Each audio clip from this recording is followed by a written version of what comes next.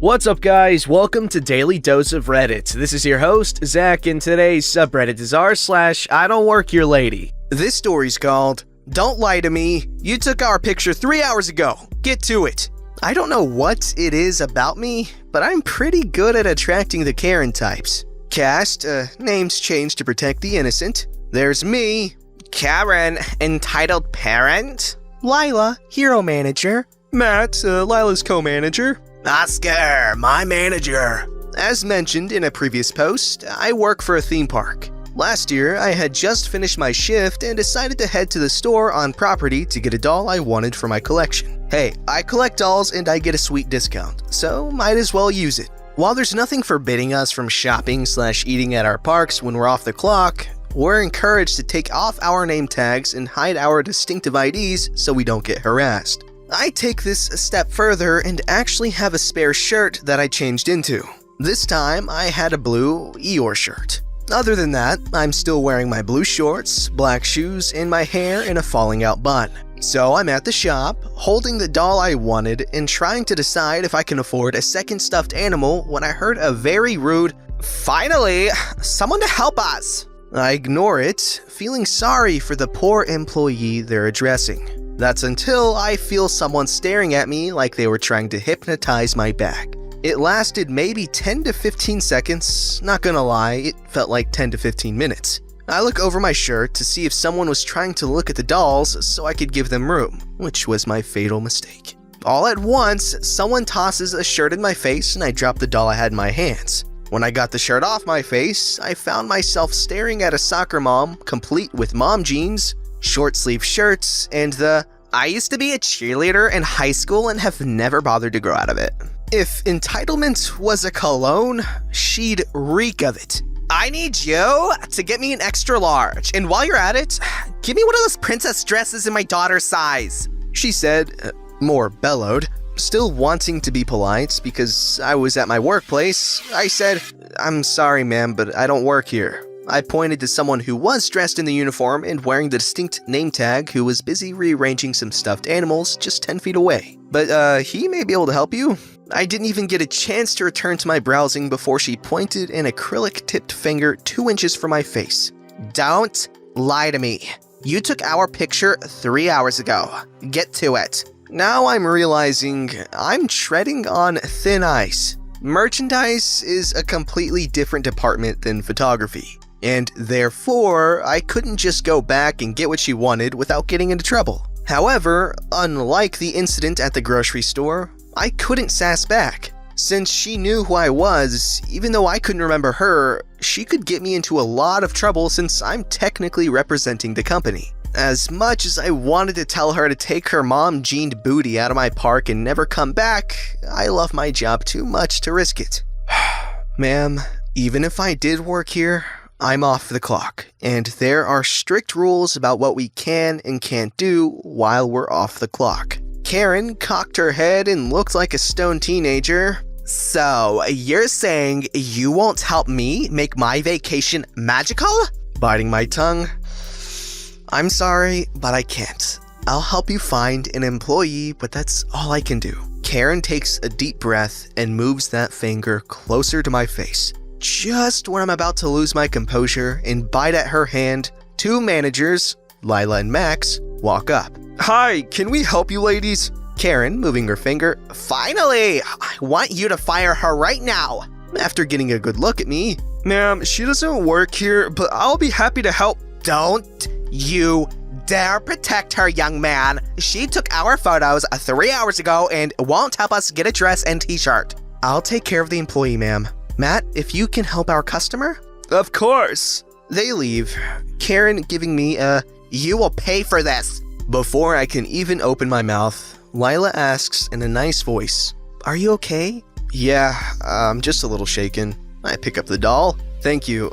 I was just looking around when she tossed that t-shirt in my face and started bellowing." "Someone in the store saw and ran to grab us. I apologize for your experience. Would you need help with anything else?" "Thank you. I'm good. I just want to get home." "Come with me. I'll check you out." She smiles at me. "Least I can do for a fellow employee." As we're walking, "What gave it away?" "The way you were pointing. We're taught to point a certain way and never really lose it." Where do you work at? I'm a photographer and this is my home park. She perks up. Do you know Oscar? Yeah, I know he was merchandise before he joined us. You know him? He trained me. We talked for a few minutes while she checked me out and sent me on my way. The next morning, I arrived to work and sure enough, Oscar was waiting for me and asked me to see him. I agreed and went in. I understand there was an incident at the store yesterday. I took a deep breath and explained everything. Oscar listened and waited for me to finish. Just so you know, you're not in trouble. I got an email from Lila explaining what happened and how well you handled the situation. She also wanted me to make sure you were okay. I was relieved beyond belief and went about my day. The smile on my face was real. Now, every time I see Lila and Matt, I smile and greet them. Wow, this was actually insanely wholesome and I actually really freaking love it. I always love to hear stories where the manager gets the employees back and, everything works out great for the people that it deserves to work out great for. And it's kind of cool not hearing, and then the police came and smacked Karen in the face with a donkey hoof and, stuff like that. Just the good stuff. This story's called, Dude, What? So I used to work in a big orange home improvement store and did so for about 3 years. The dress code was jeans and a polo shirt with an apron over them in the company's blaring color. I have since moved on into a sales position at a different company. The dress code here is quite similar with the logo polo, jeans, and minus an apron. One day, I have to stop at the orange box to get tools to work on my house. I head in, and as I am quite familiar with the layout, I head to where this tool is on the back wall of the store. I'm not really paying attention as I go. Why would I? I don't work there anymore. A guy puts his hand out to block my path and says, "It's about time someone showed up. I've been waiting here for 15 minutes. It's a middle-aged man and his wife. Neither one of them look happy in the least. I replied with a simple yet eloquent, "Dude, what?" "I want to order a door and you're gonna help me." "I don't work here, man." "Yes, you do. You're wearing the same uniform as everyone else." He started to get pretty angry at this. So, being as I used to work at this company before, I grab the desk phone and dial the manager and simply say, "You have an angry customer by the desk." The customer is now feeling validated that he was right about me working here. "Now I'm going to get a discount because of your urine unsatisfactory attitude." I give him a quick, "Whatever, dude," and walk away. He starts yelling about how I'll be fired for this and he'll have my apron that I'm not even wearing. I get my tool and start heading towards the front, and I spot this man speaking with the manager, and he points my way and says, "There's that rude, soggy, oily biscuit right there." And now the manager is looking pretty confused because he knows I don't work there. I know I don't work there, and that I've been yelled at by some rando who is just confused and wants to be right. I walk up and state to both the manager and the rando, "I don't work here. This man was quite rude to me and I feel as though I deserve an apology." The manager starts saying sorry to me, and that's when it sinks into this guy that I actually do not work here. "Hey man, I didn't know you didn't work here. I thought you were just ignoring me." I asked him, "How could you have possibly known? Besides the fact that I'm clearly wearing a different company's logo on my shirt and have no apron in sight." The guy goes flush, grabs his wife, and walks away faster than I thought he could have towards the front doors. And that's how I got a free drywall kit. I seriously don't understand how so many people just ignore the fact that people are not wearing a uniform and just assume this random person works there. But who cares? It makes for good reading material. This story's called, "He Was Wearing Headphones." Sir, he has autism. Last night, Oscar and I were talking about the incident I had with a Karen at the local store last year and how his former coworker, Lila, saved me before the situation got worse. He had his own story to share and has granted me permission to post it here. Cast: Oscar, Joseph, Penny, George. Back before he joined the company we both work for now, Oscar was doing his rounds around the department store he worked at, talking to customers and employees and making sure everything was running smoothly. It was a slower than usual Monday, so Oscar was able to enjoy his stroll. He came upon a teenaged guest reorganizing the stuffed animals and making everything look neat, under the supervision of his mom. Oscar noticed the guest was wearing noise-canceling headphones. "Thank you so much for making everything look neat. You've got an eye for detail. Penny, a bit embarrassed. He likes to organize and clean up as it keeps him calm when he gets overstimulated. I can get him to stop if it's being a problem. Oscar nods. My son does the same thing, and as long as it helps him, then you're more than welcome to. He says to Joseph. You're doing a great job. He left. Oscar decided to get some paperwork done when they heard a loud clattering and a cry. Oscar ran back to see this huge man who looks like he had eaten one Thanksgiving dinner too many, and his button-up shirt was about ready to burst open, standing over Joseph. Joseph had his hands over his ears, now sans headphones, and looking like a proverbial deer in headlights. The guest was pointing at him. Now that you aren't listening to your music, are you gonna help me? Penny walked up to him. Sir, my son is not an employee and has autism. George looks at Penny with narrowed eyes. Don't lie, he was wearing headphones. Realizing the situation needed to be de-escalated, Oscar walked up, customer service smile on his face, although he was seething inside. May I help you, sir? George notices Oscar. Thank God you're here. You really need to tell your employees here. Points at Joseph and Penny. To not wear headphones on the job and to stop covering for each other. I can't believe that you hire raccoons. Insert 7-letter insult that begins with an R, ends with an S, and is considered the best way to get your booty kicked at least 6 ways to Sunday in all 50 states. Now, the important thing to know about Oscar is this. While he's the kind of man who will give you the last dollar in his pocket if you needed it, he really doesn't take kindly to someone being treated badly, especially if it's a person with disabilities, as his younger son has autism. Oscar looks the customer down with a dad glare. Sir, I'm gonna have to ask you to watch your language and your actions. I can verify that these are a pair of guests and that he was rearranging the shelves because he wanted to. And even if they did work here, that doesn't give you the right to harass them. Just then, a security guard walked over, apparently attracted by the commotion. George went from tomato red to bedsheet white. Oscar turned back to Penny. If you want to press charges, we can help you with that. No, I think it's best if we just left. Okay, if you think that's best. George, now realizing that this would be the best time to leave, walked away.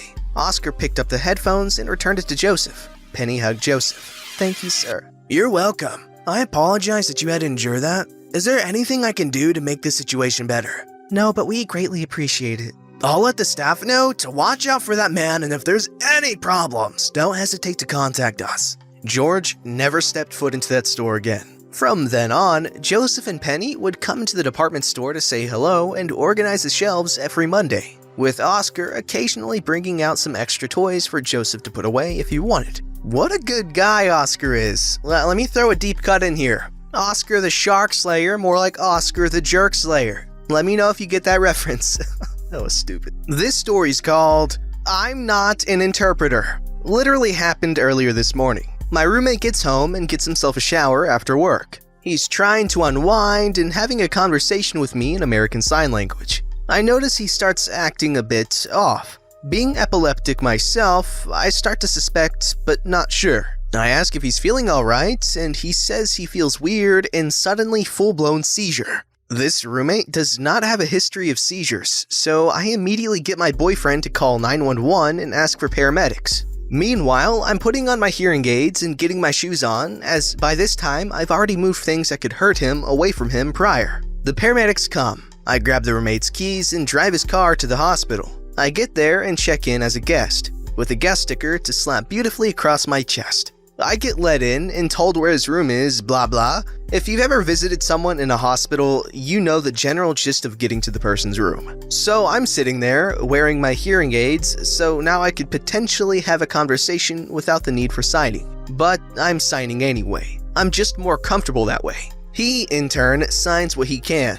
The nurse comes in and checks on him and makes sure he's got everything he needs for the time being, making sure he's comfortable, etc. She informs him someone will be coming by from radiology. Soon enough, someone from radiology shows up with a wheelchair, helps him into the chair and carts him away. Him signing, "I'll be back," all Terminator-like. So I'm sitting there in his room, just waiting when the nurse returns to the roommate-less room. Something patient something interpreter. No thanks, a roommate doesn't need an interpreter. Wrong answer. That's apparently not what she asked. She looked more frustrated in her face, her eyebrows furrowed. Me now trying my hardest to lip read someone I can barely make anything out from. Something something another patient something sign language interpreter something something something can't something something one patient all the time something something something. I'm not an ASL interpreter and I don't work for the hospital. I'm here for roommate. Something something needs interpreter now something something going. I'm not exactly sure what you're trying to say. I'm deaf. I'm not an interpreter. Nurse is now getting furious but storms off and I'm thinking I've heard the end of it. My roommate is returned after what felt like an eternity and we're chatting back and forth, again with sign. Apparently, the nurse had made a complaint about me as suddenly and without warning, the charge nurse is in the room and my roommate is signing everything the charge nurse is complaining at me about. You need to get off your duff and help other patients that need a sign language interpreter. You can't be sitting here dedicating yourself to one single patient. You will be called back to this patient if you need something important spoken to him. My roommate, calm signing, which is speaking while signing, he's not an interpreter. He's my deaf roommate. I'm interpreting what you're saying to him and trying to enjoy my conversation with him. The charge nurse goes white as a ghost, but the word deaf seems to have fallen on deaf ears. Well, can he at least help with translation so other hearing impaired patients can be treated? Again, roommate is signing everything to me. I chime in vocally. Ma'am, I'm deaf. I can't hear you. I can't make out what you're saying unless someone translates it for me. So, how would it be possible for me to translate what's being said to other deaf people currently in the hospital? I don't work here, you don't pay me, and I can't hear worth a darn to do what you're requesting. Well, you could still help out. Don't you sign interpreters have some sort of oath you have to follow? My roommate tells this woman. The mere fact that you are confusing a deaf person for a sign language interpreter and demanding a deaf person interpret language you can't hear is honestly quite freaking frightening in a hospital environment. Do you realize how terrifying that kind of crap is? Doesn't surprise me. This is the same hospital that had a nurse ask if I wanted my discharge papers in Braille. That was this hospital? By this point, the charge nurse seems to have gotten the picture and profusely apologizes to my girlfriend. Not to me though. Bench. And scampers away not to be seen again. The doctor eventually comes in and goes over the details with roommate that nothing appeared amiss in his brain scan and everything looked alright, but told him to stop taking a medication he was on. I didn't catch the name of the med. Apparently this medicine can rarely cause seizures, and today was the second day of having taken said medicine, so it made sense. Just basically, drink plenty of fluids, don't go to work the next few days so the meds clear out of your system, and get plenty of rest and make sure you're in a safe area in case of a random seizure until you're clear. I crap you not. The doctor looks directly at me and tells me I can go to another patient now. I freaking hate this hospital. If I had the spare finances to blow, I'd definitely get those various t-shirts off Amazon that read, I'm deaf, and varying degrees of that so that I can avoid crap like this again in the future. Unfreaking believable. To make matters more infuriating, this is the same doctor at the same hospital that told me deaf people can't speak. Don't get sick in small towns. You never know how idiotic hospital staff are. I drove my roommate home in his car. He protested because, you're epileptic, you could have a seizure at any time. And I said, right now so are you, but I'm medicated for it. Don't forget to like, subscribe, and hit that bell to never miss an episode.